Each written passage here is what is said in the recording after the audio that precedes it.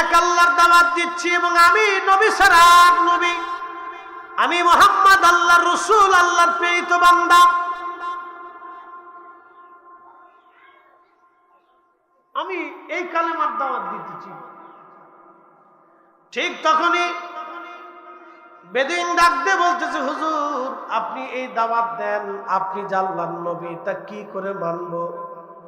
বলে, কি করলে তুমি মানবা যে আমি নবী এবং আল্লাহ আছে? বেদুইন বলল, হুজুর আল্লাহ যে আছে কি করে মানবো, কি করে বিশ্বাস করবো আল্লাহ আছে? আল্লাহর নবী বললেন, সাহাবী বেদুইন কি করলে তুমি বিশ্বাস করবা যে আল্লাহ আছে? তখন বেদুইন ডাক দেয় বলেন, ইয়া রাসূলুল্লাহ, ওই যে গাছ দেখা যায়, আপনারা আরবে যদি যান দেখবেন পাহাড়ের কোনায় কোনায় মাঝে মধ্যে কিছু কিছু জায়গা গাছ আছে। বলতেছে, হুজুর ওই গাছ যদি পায়ে হেঁটে হেঁটে হেঁটে হেঁটে আপনার সামনে এসে গাছের যদি কালেমার সাক্ষ্য দেয়, তাহলে আমি মেনে নিব আপনি নবী এবং আল্লাহ আছে। একসাথে একসাথে বলেন আল্লাহু আকবার। আমরা মুসলমান যে সত্যের উপরে আছি এটা আপনাকে বুঝতে হবে। যদি আপনি অন্তরের ভিতরে বদ্ধ হয়ে যায় যে না আমি ঠিক, তখনই আপনার মাথা নত জানু হবে। কারণ কোন মুসলমানের যদি অন্তরে 100% পিওর বিশ্বাস থাকে যে আল্লাহ আছে এবং আল্লাহর সম্মুখীন হতে হবে, আল্লাহর আদালতে দাঁড়াইতে হবে, তাহলে সেই মুসলমান ঘুষ খাইতে পারে না, সুদ খাইতে পারে না, অন্যায় করতে পারে না। যদি অন্তরের ভিতরে বদ্ধমূল থাকে যে না আল্লাহর আদালতে দাঁড়াইতে হবে, সে কোনোদিনও অন্যায় বিচার করতে পারে না। কি কথা কন না কেন? পারে? কখনোই পারে না, কখনো পারে না।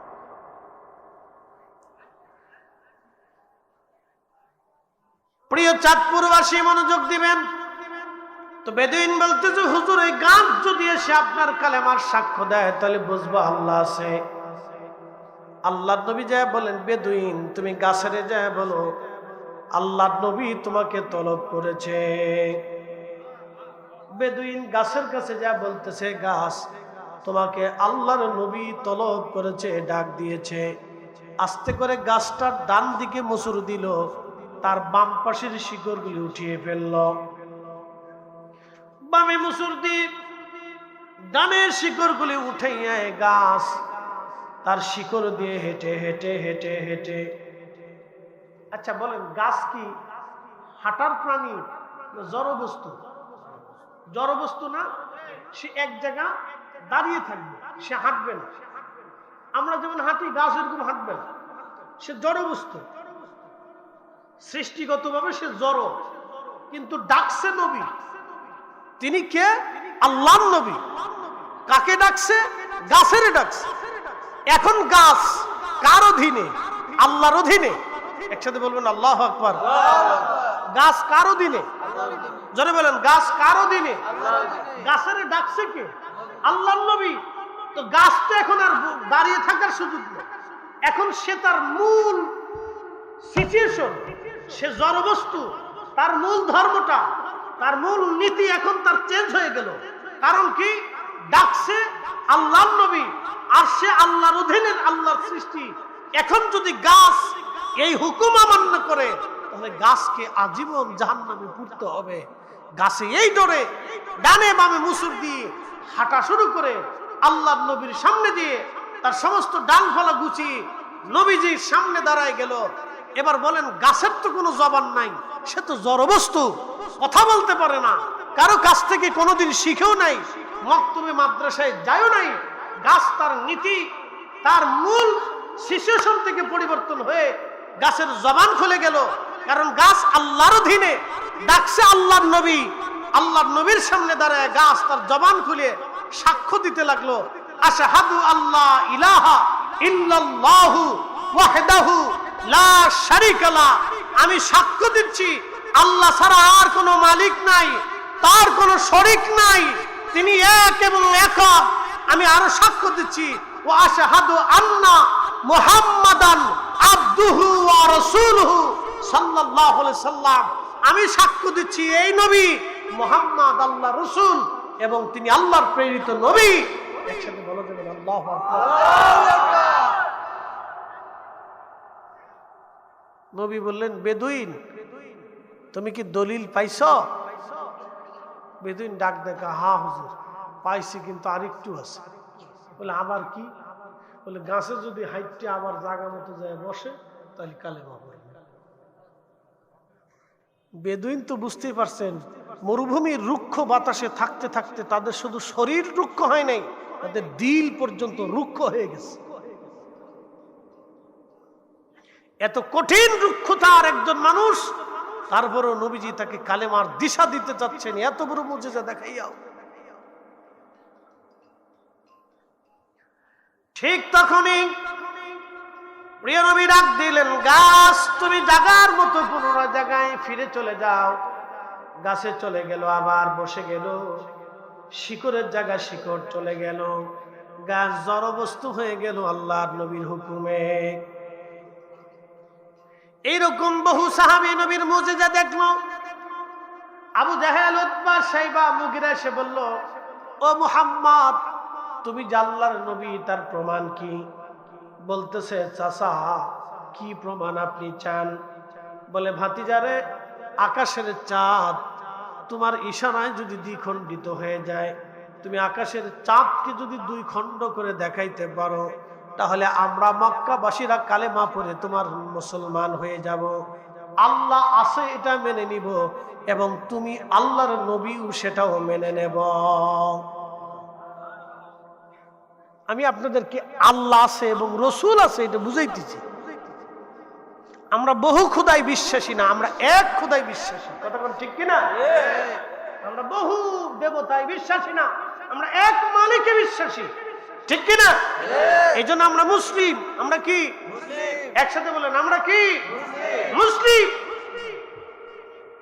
মুসলিম তো সেই হবে আসলামতু লিরাব্বিল আলামিন, যে তার জীবনের সব কিছু আল্লাহর কদমে, কুদরতি কদমে সমর্পণ করে দিবে। আবু জাহেল, উতবা, শাইবা, মুগিরা ডাক দিয়ে বলতেছে, ভাতিজা, তুমি যদি আকাশের চাঁদ দ্বিখণ্ডিত করে দেখাইতে পারো, তাহলে আমরা কালেমা পড়ব, মুসলমান হব। আহা, জাবাল আবু কুবাইস পাহাড়ের পাদদেশে দাঁড়ায় নবীজি আকাশের চাঁদের দিকে ইশারা করলেন, হে চাঁদ, তুমি খোদার হুকুমে দ্বিখণ্ডিত হয়ে যাও, আলাদা হয়ে যাও। এই দৃশ্যটা শুধু রসুল একা দেখেছে আর আবু জাহেল একা দেখেছে তা কিন্তু না, মক্কার হাজার হাজার হাজার হাজার মানুষ দেখলো। আল্লাহর নবী যখন হুকুম দিলেন, চাঁদ কাঁপতে শুরু করলো, থরথর থরথর করে চাঁদ কাঁপতে লাগলো। মক্কাবাসী মনে করলো চাঁদ বুঝি জমিনের ভিতরে ভেঙ্গে চুরে পড়ে যাবে। চাঁদ কেঁপে কেঁপে কেঁপে কেঁপে চাঁদ দুইটা খণ্ডে বিভক্ত হলো। পাহাড় জাবাল আবু কুবাইস পাহাড়ের দুই পাশে দুইটা অংশ, চাঁদের অংশ চলে গেল। চাঁদ তখনও কাঁপে। মক্কাবাসী মনে করতেছে আকাশের চাঁদ বুঝি ভেঙ্গে পৃথিবীতে পড়ে যাবে। চাঁদ কেঁপে কেঁপে পাহাড়ের দুই পাশে দুইটা টুকরা, দুই অংশ দুই পাশে চলে গেল। আল্লাহর নবী বললেন, হে চাঁদ, তুমি খোদার হুকুমে দুই খণ্ড হয়ে যাও, দুই ভাগে বিভক্ত হও। আচ্ছা বলেন তো, চাঁদ কি আমাদের আইনে চলে না আল্লাহর আইনে? আশ-শামসু ওয়াল কমারু ওয়ান নুজুমু ওয়াল জিবালু ওয়াশ-শাজারু ওয়াদ-দাওয়াবু ওয়া কাসীরুম মিনান নাস।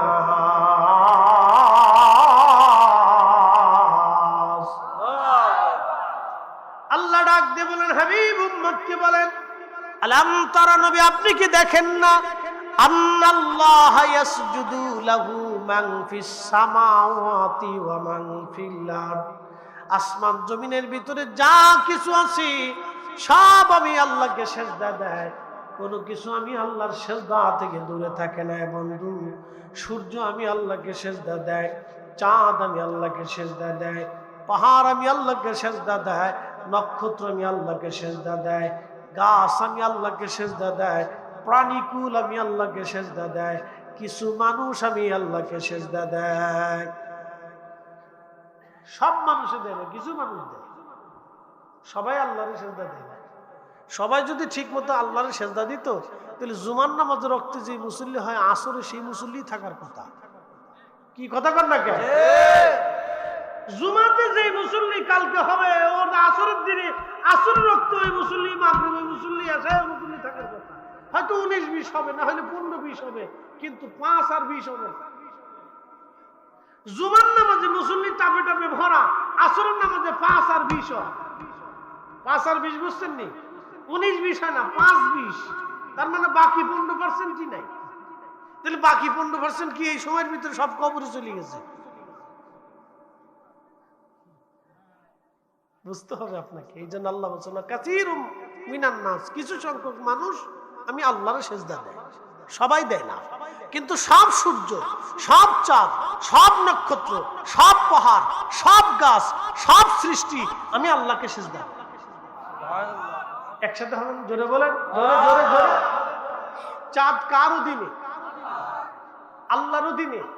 আর হুকুম দিছে আল্লাহর নবী, সাবজেক্ট হয়েছে খোদার হুকুমে 2 খণ্ড হয়ে যাও। জোরে জোরে জোরে জোরে জোরে। উনি নবী, ওনার আঙ্গুলের ইশারায় চাঁদ দ্বিখণ্ডিত হয়। আপনি বলেন তো, এ চাঁদ তুই দ্বিখণ্ডিত হ, আল্লাহর হুকুমেই হবে? তো নবীজি যেটা কইছে তো আপনিও সেটা বলেন। আপনার ইশারাতে হবে না, আপনার জবানে হবে না, কারণ ইনি নবী।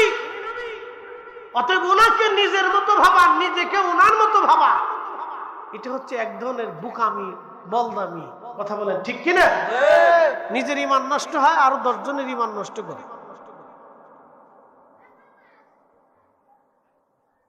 প্রিয় চাঁদপুরবাসী মনোযোগ দিবেন।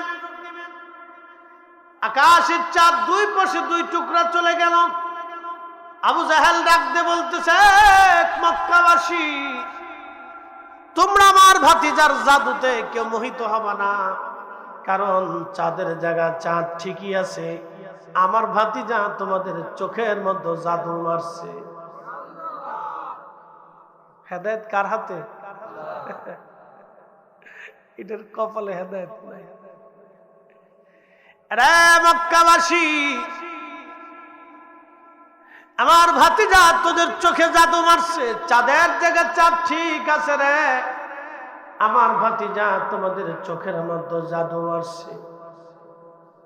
কেউ কেউ ঈমান আনলো, কেউ কেউ ঈমান আনলো না, বিশ্বাস করতে পারলো না। আল্লাহর নবী ডাক দিয়ে বললেন, ও চাচারা, তোমরা জানতে চাইছো আল্লাহ আছে এবং আমি তার নবী, তার প্রমাণ কি? আমি প্রমাণ সাবমিট করলাম, তোমরা ঈমান আনো নাই। এইরকম বহু সাহাবীর জীবনে এরকম ঘটনা আসছে।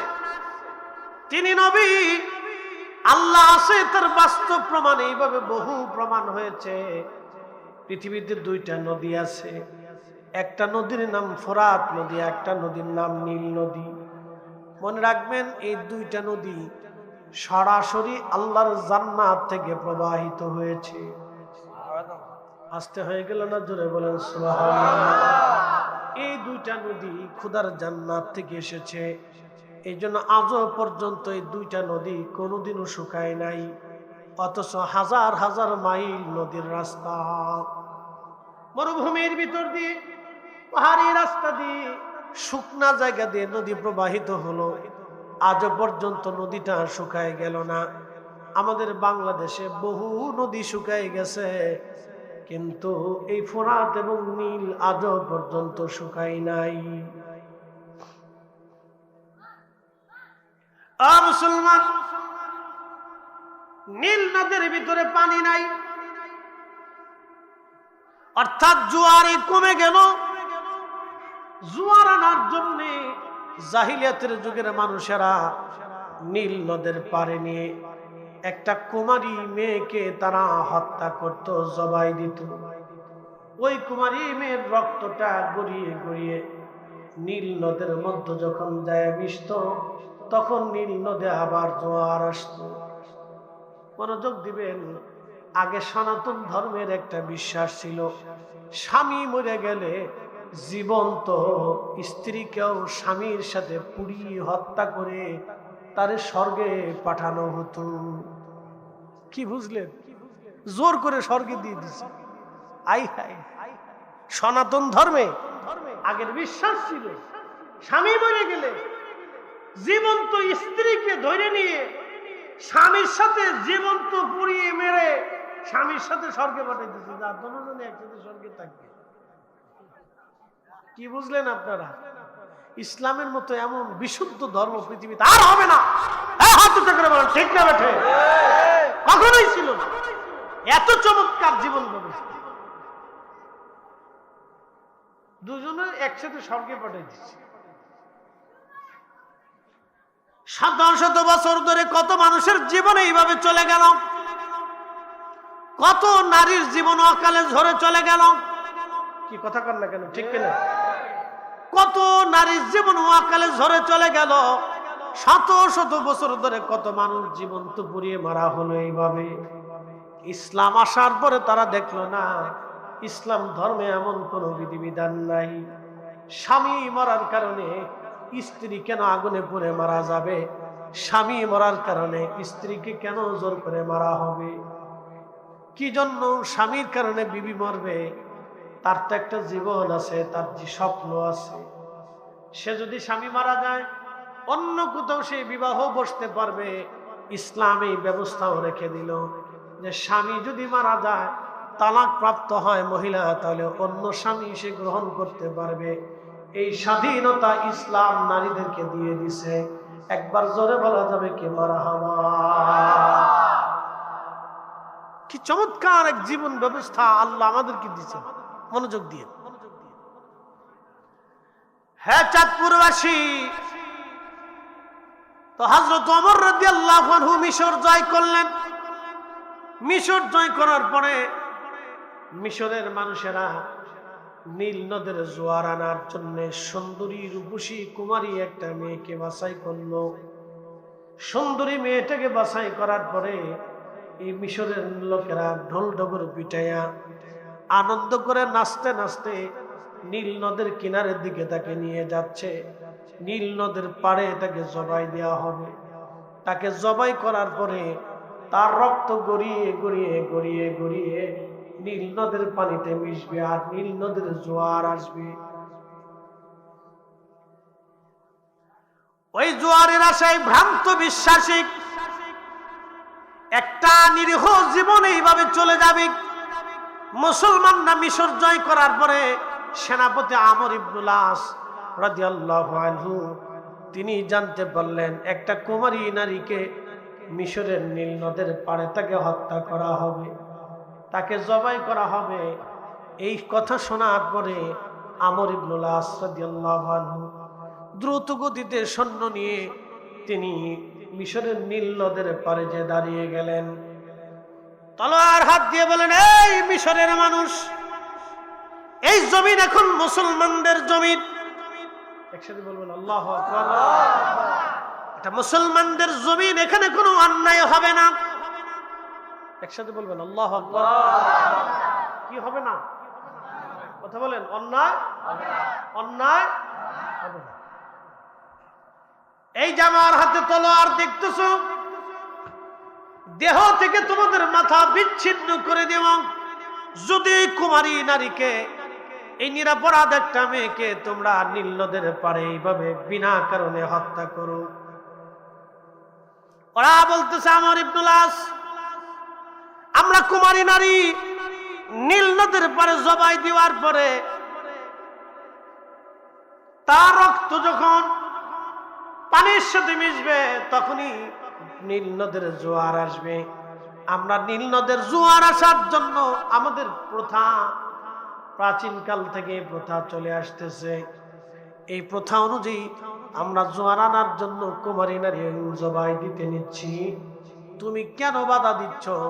আমর ইবনুল আস ডাক দেয়া বললেন, না, এটা ভ্রান্ত মিথ্যা ধারণা। এই ধারণার উপরে রেখে একজন নিরাপরাধ মেয়ের জীবন আমি নষ্ট হতে দিতে পারি না, কখনোই না। তোমরা সরে আসো, না হলে তলোয়ার চালাইতে বাধ্য হবে। তখন ওরা বলতেছে, আমর ইবনুল আস, তাহলে শোনো, আমরা তো নারী হত্যা করে রক্ত পানির সাথে মিশিয়ে জোয়ার আনি, তাহলে তোমরা এই প্রথাবাদ আমরা দিতে পারি, কিন্তু পানির জোয়ার এনে দিত। একসাথে বলবেন আল্লাহু আকবার। কিসের জোয়ার আনবা? পানির জোয়ার এনে দাও।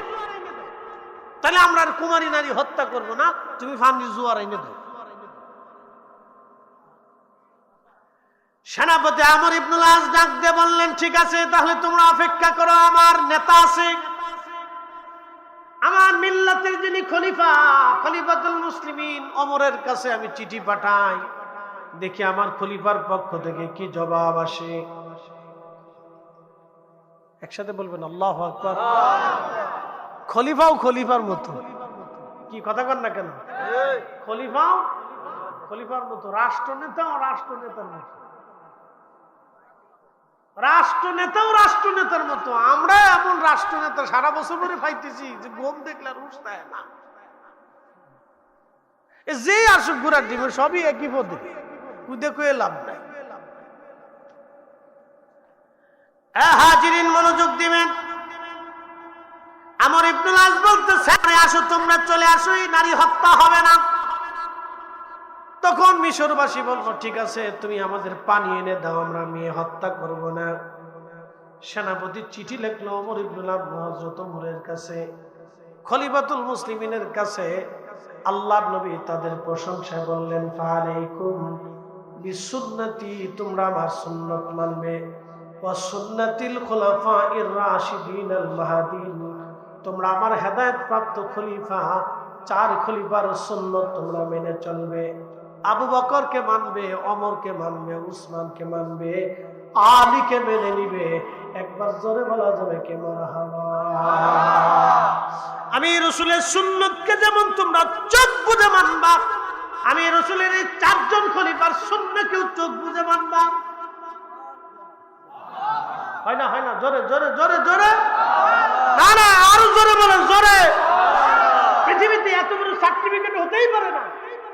আমি রাসূলকে যেইভাবে মানবা, ফালাইকুম বিসুন্নতি, আমার আদর্শকে তোমরা যেইভাবে চোখ বুজে মানো, ওয়া সুন্নাতিল খুলাফাইর রাশিদিনাল মাহদিন, আমার খুলাফায়ে রাশিদিন হেদায়েত প্রাপ্ত, সত্যনিষ্ঠ, হকের উপরে প্রতিষ্ঠিত আবু বকর, ওমর, উসমান, আলী, এই 4 জনকে তোমরা চোখ বুজে মেনে নিবা। একসাথে বলবেন না মারহাবা। আপনাকে বুঝতে হবে তার কেমন ভাবে হেদায়েতের উপর প্রতিষ্ঠিত ছিল। দেখেন, হযরত ওমরের কাছে চিঠি চলে আসছে, বিস্তারিত ঘটনা আমর ইবনুল আস জানাই দিলেন যে খলিফাতুল মুসলিমিন এদেশে নীল নদের জোয়ার আনার জন্য লোকেরা কুমারী নারী হত্যা করে। তো এখন আমরা কি করি? আমি তাদেরকে বাধা দিছি, তাদের আবদার হচ্ছে যদি আমরা নীল নদের জোয়ার এনে দিতে পারি তাহলে আর কোনোদিনও এই কুমারী নারী হত্যা হবে না। সেনাপতি আমর ইবনুল আস চিঠি পাঠিয়ে দেওয়ার পরে হযরত ওমরের দরবারে চিঠি চলে আসছে। তিনি চিঠিখানা দেখলেন, চিঠিখানা দেখার পরে তিনি আরেকখানা চিঠি লিখলেন। চিঠির মধ্যে তিনি লিখলেন, হে নীল নদ, তুমি যদি খোদার হুকুমে প্রবাহিত হয়ে থাকো তাহলে আমি খলিফাতুল মুসলিমিন ওমর বলতেছি, তুমি খোদার হুকুমেই প্রবাহিত হয়ে যাও। আর যদি তুমি আল্লাহর হুকুমে প্রবাহিত না হও তাহলে নীল নদ, তোমার প্রতি আমার কোনো কথা নাই, তাহলে তোমাকে আর প্রবাহিত হতে হবে না, জোয়ার আসতে হবে না। একসাথে বলবেন আল্লাহু আকবার। সাগরে জোয়ার আসেনি? কথা বলেন, আসে? আচ্ছা, যখন জোয়ার আসা শুরু হয় তখন আমি যদি একটা সাগরের চিঠি পাঠাই, হে সাগর, আমি মুফতি জহিরুল ইসলাম ফরিদি বলতেছি, তুমি কিন্তু জোয়ার আইসো না, আল্লাহর হুকুমে তুমি চলে যাও, চলবে? চলবে? চলবে?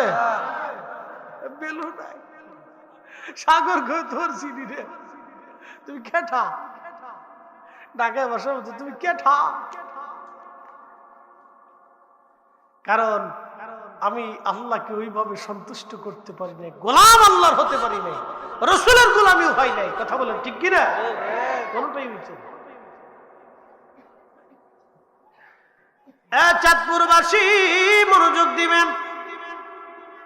হযরত ওমর চিঠিখানা লেখার পরে ভাঁজ করে দিয়ে বার্তাবাহককে বললেন, যাও আমর ইবনুল আসকে বলবা, আমর ইবনুল আসকে তুমি যা বলবা এই চিঠিখানা যেন নীল নদের মধ্যে ছেড়ে দিয়ে আসে, বাকি চিন্তা কাউকেই করা লাগবে না, শুধু চিঠিখানা যেন নীল নদের মধ্যে ছেড়ে দিয়ে আসে। আস্তে হয়ে গেল না? জোরে বলবেন। বলেন আল্লাহ আছে না নাই? আছে, আছে।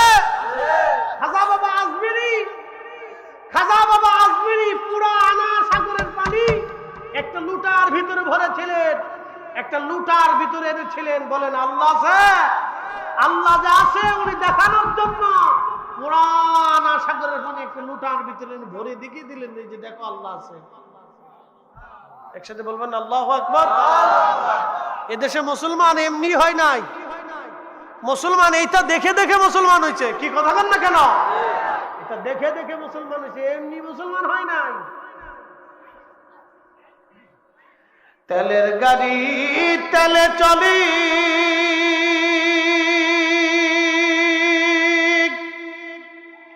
হাওয়ার গাড়ি হাওয়ায় উড়ে, বিনা তেলে চালাই গাড়ি নবী সুলাইমান।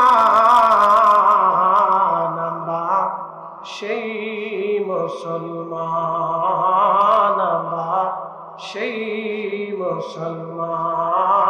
আল্লাহুম্মা সাল্লি আলা।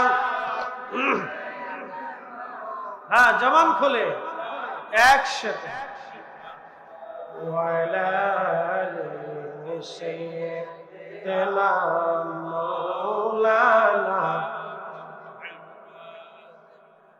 ঠিকই তাই, চিঠিখানা নিয়ে যা হলো সুদূর মদিনাতুল মুনাওয়ারা থেকে মিশরের নীল নদ, চিঠি চলে গেল নীল নদে।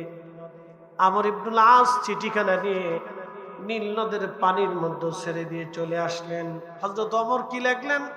হ্যাঁ নীল নদ, আমি খলিফাতুল মুসলিমিন ওমর বলতেছি, যদি তুমি খোদার হুকুমে প্রবাহিত হও তাহলে আমি বললাম তুমি খোদার হুকুমে প্রবাহিত হয়ে যাও, আর যদি তুমি খোদার হুকুমে প্রবাহিত না হও, নিজের ইচ্ছায় নিজের শক্তিতে প্রবাহিত হও, তাহলে তোমাকে প্রবাহিত হওয়া লাগবে না।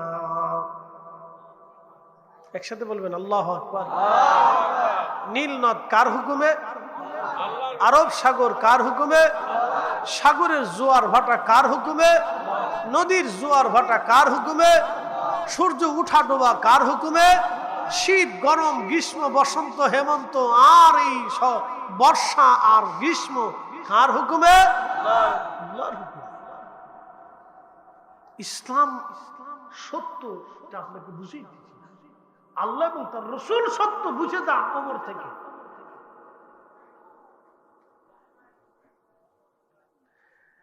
আল্লামা আবুল ফারাজ ইবনুল জৌজি 900 বছর আগে তিনি তার কিতাব উয়ুনুল হাকাতের মধ্যে তিনি লিখতেছেন, চিঠিখানা রেখে চলে আসার পরে নীল নদের মধ্যে জোয়ার আসলো। নীল নদে জোয়ার এসে গেল, কোনদিন আর দ্বিতীয়বার নীল নদে জোয়ার আনার জন্য চিঠি লাগে নাই। 1450 বছর ধরে জোয়ার আসতেছে, জোয়ার যাচ্ছে, নীল নদে জোয়ার এসে গেল, কোনদিন আর একটা কুমারী নারীকে হত্যা করা লাগে নাই। এরা মুসলমান মুসলমান মুসলমান। এই ইসলাম ইসলাম ইসলাম শান্তির ধর্ম। নিরাপরাধ কোনো মানুষের জীবন চলে যাক, এটা ইসলাম মুসলমান কোনোদিন চায় না। কথা বলেন ঠিক কিনা?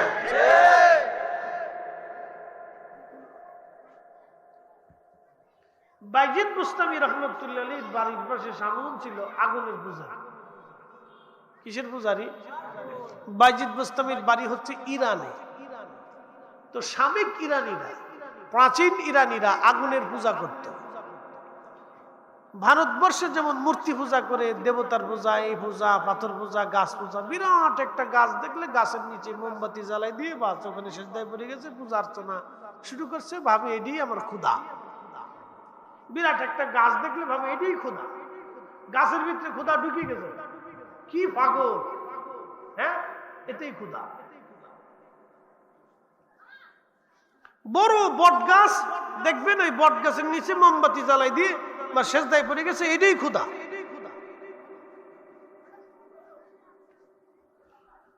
এ মুসলমান, ইরানীরা আগুনের পূজা করত।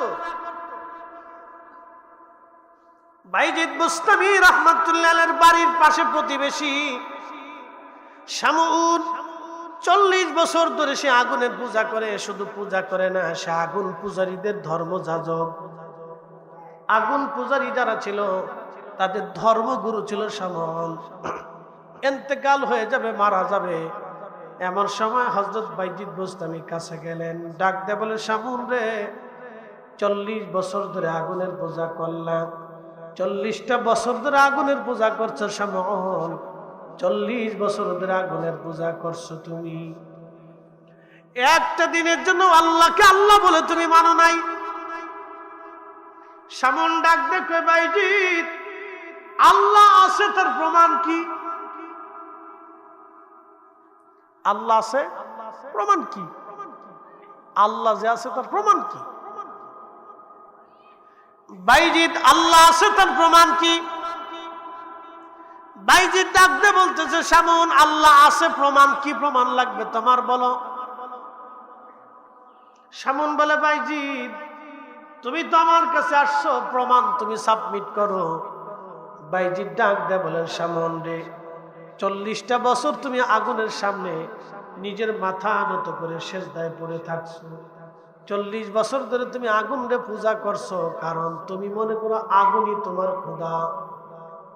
বাইজিদ রে, শামউন রে, 40 বছর ধরে তুমি আগুনের সামনে মাথা নত করে পড়েছিলাম। শামউন, আমি প্রমাণ করব, ওই আগুনের মধ্যে তুমিও হাত দিবা, আমিও হাত দিব, যার হাত আগুনে পোড়াবে আমি জানবো তার ধর্মই মিথ্যা। তাহলে তুমি আগুনে হাত দাও, আমিও আগুনে হাত দিয়ে দেখি কার ধর্ম সত্য এবং মিথ্যা হয়। একসাথে বলবেন আল্লাহু আকবার। ওলিদের কাছেও মানুষ আল্লাহ সত্য আছে কিনা প্রমাণ চাইছে, বলে প্রমাণ দাও, বলে প্রমাণ দিচ্ছি, তুমি আগুনে হাত দাও, আমার হাত দিয়ে দেখি কার হাত পুরে কারটা পুরে না। বাইজিদ বুস্তামি ডাক দিয়ে বলতেছে, শামউন, আগুনের ভিতরে হাত দাও। এখন শামউন চিন্তা করে, 40 বছর ধরে আমি আগুনের পূজা করলে কি হবে, আগুন তো আর আমার ছাড়বে না। আগুনের একটা ধর্ম আছে, জ্বালাইয়া পুরাইয়া সারখার করে দেওয়া, কথা ঠিক কিনা? ছাই করে দেওয়া, এটা হচ্ছে আগুনের ধর্ম, জ্বালাই পুরাইয়া ছাই করে দেওয়া। আমি শামউন যতই পূজা করি আর সেজদা দিয়ে পড়ে থাকি, আগুন তো আমার খাতির করতো না। কিন্তু শামউন তখনও জানে না যে এই আগুনের নিয়ন্ত্রক স্রষ্টা তিনি আল্লাহ। শোনেন, ইসলাম ওলিদের হাত ধরে আসছে। যারা আজকে ওলিদের মাজার ভাঙতে চাও, শিরিকের দোহাই দিয়ে আউলিয়া কেরামের সাথে বিয়াদবি করতে চাও, কপালে খারাপই আছে, কথা বল না কেন? কপালে অনেক বড় খারাপই আছে। খুব মনোযোগ দিয়ে। তো শামউন চিন্তা করে, আগুনে যদি আমি হাত দিই তো আগুনে তোর খাতির করতো না, আগে বাইজিদ হাত দিক, বাইজিদের হাত তো পুড়ে যাবেই, তো পুড়ে গেলে আমি বলবো তোমার ধর্ম মিথ্যা, আগে বাইজিদটা ফুরুক। এটা জানে না যে ওলিদের দৌড় আল্লাহর আরশে মুআল্লা পর্যন্ত। রাসূলের সামনে সাহাবী মুসান্নিফ ইবনে আবি শাইবার ভিতরে ইমাম বুখারীর উস্তাদ ইমাম ইবনু শাইবা একটা হাদিস লিখছেন। ইমাম সুয়ুতী তিনি তিনার কিতাব জামিউস সগীরের ভিতরে লিখছেন, ইমাম মানাবী আত-তাইসিরের মধ্যেও লিখছেন। মনোযোগ দিয়ে, আল্লাহ রাসূলের সামনে এক সাহাবী, তার নাম হারেস। নবীজি ডাক দিয়ে বলেন, তোমার সকাল কেমন কাটে? বলে, হুজুর, পরিপূর্ণ ঈমানের সাথে কাটে। বলে, হারেস রে, তোমার ঈমানের হাকিকত কি? সব হাকিকতের হাকিকতও আছে, সব ভেদেরও ভেদ আছে, মানব দেহের ভিতরে ভেদ আছে, রহস্য আছে। একসাথে বলবেন আল্লাহু আকবার। মানব দেহের ভিতর রহস্য কি জানেন? আপনাদের সামনে ফরিদি সাহেব কথা বলতেছে, তার একটা নাম হচ্ছে ফরিদি, কিন্তু কথা যে বলতেছে তার বাহিরের যে স্ট্রাকচার হাত মারতেছে এটা হলো একটা কায়া বডি, ছায়া, একটা কায়া, একটা বডি, কিন্তু কথা ভিতরে বলতেছে। কি কথা কন না কেন? এই ভিতরের জন্য হচ্ছে রহস্য, এটা ভেদ, ভেদ ভিতরের জন্য হচ্ছে রহস্য। উনি আল্লাহর হুকুমে আসছে, আবার আল্লাহর হুকুমে ওনাকে আল্লাহ নিয়ে চলে আসছে। শাস্তি ওনার উপরে হবে, ওনার উপরে বাটাম চালান চলবে, ওনারই আল্লাহ আবার জান্নাতে নিয়ে যাবে, ওনার সাথে আল্লাহ কথাবার্তা বলবে, জিজ্ঞাসাবাদ করবে। ওই যে ভিতরে যে আছে, আপনার ভিতরে উনি বসে রয়েছে। এই বাহিরের যেটা বডি, এটা একটা স্ট্রাকচার। আল্লাহ একটা স্ট্রাকচার দিয়ে লাকাদ কানা লাকাদ খালাকনাল ইনসানা ফি আহসানি তাকওয়িম, আপনারা সুন্দর অবয়ব দিয়ে আল্লাহ আপনারা বানাইয়া আপনার ভিতরে অরিজিনাল জন্য বসাই দিয়ে রাখছে। একসাথে বলবেন না আল্লাহু আকবার। আল্লাহর প্রেম কি বডির সাথে হয়? আল্লাহর প্রেম এই বডির সাথে হয় না, আল্লাহর প্রেম হয় ভিতরের জনের সাথে। হাজিরিন, নবীজি ডাক দিয়ে বলতেছেন, হারাস প্রত্যেক হাকিকতের হাকিকত আছে। তোমার হাকিকত কি? তোমার ঈমানের হাকিকত কি? আন্নি আনজুরু ইলা আরশি রাব্বি বারিজান, আমার ঈমানের হাকিকত আমি আপনার সামনে দাঁড়ায়া দাঁড়ায়া খোদার আরশে মুআল্লা দেখতেছি। সুবহানাল্লাহ। একসাথে জোরে বলেন আল্লাহু আকবার। সাহাবী যদি আরশে মুআল্লা দেখে, তাহলে আপনার নবী আজকের মাহফিল বুঝি দেখে না? জোরে জোরে জোরে বলেন, জোরে বলেন, জোরে। কান্নি আনজুরু ইলা আহলিল জান্নাহ ইয়াতাজাওয়ারুনা ফিহা, নবীজি আমি আপনার সামনে দাঁড়াইয়া খোদার জান্নাত দেখি, জান্নাতের ভিতরে জান্নাতীরা মুলাকাত করে আনন্দ করে, তাও দেখি। জোরে জোরে জোরে জোরে জোরে জোরে। নবীর সামনে দাঁড়াইয়া সাহাবী যদি জান্নাত দেখে, তাহলে নবীজি আজকের মাহফিল দেখে না? জোরে বলেন, দেখে। সহজ, শুইতে শুইতে এদের তেনা ফেসাইয়া ফেসাইয়া আমরা বেদাতি বানাইছি। কি কথা কর না? আমরা কি বানাইছে? বেদাতি। আমরা খুব বেদাতি, বিরাট বেদাত করছি, একবারে খুব জঘন্য বেদাত করে ফেলছি। আল্লাহ নবী ডাক দিয়ে বলতেছে, তারপরে কি? সাহাবী ডাক দিয়ে বলতেছে, কান্নি আনজুরু ইলা আহলিল নারি ইয়াতাদাওয়াউনা ফিহা, আল্লাহর নবী গো আমি জাহান্নাম দেখি, শুধু জাহান্নাম দেখি শেষ না, জাহান্নামীরা হট্টগোল করে কষ্ট করতেছে জাহান্নামে, আমি সাহাবী আপনার সামনে দাঁড়াইয়া দাঁড়াইয়া দেখি। জোরে বলা যাবে আল্লাহু আকবার। শামউন জানে না আল্লাহর ওলির দর কত দূর পর্যন্ত। বাইজিদ বুস্তামি বিসমিল্লাহ বলে আগুনের ভিতরে হাত ঢুকিয়ে দিলেন, আগুন জ্বলে রে বাইজিদ জ্বলে না। আল্লাহু আকবার।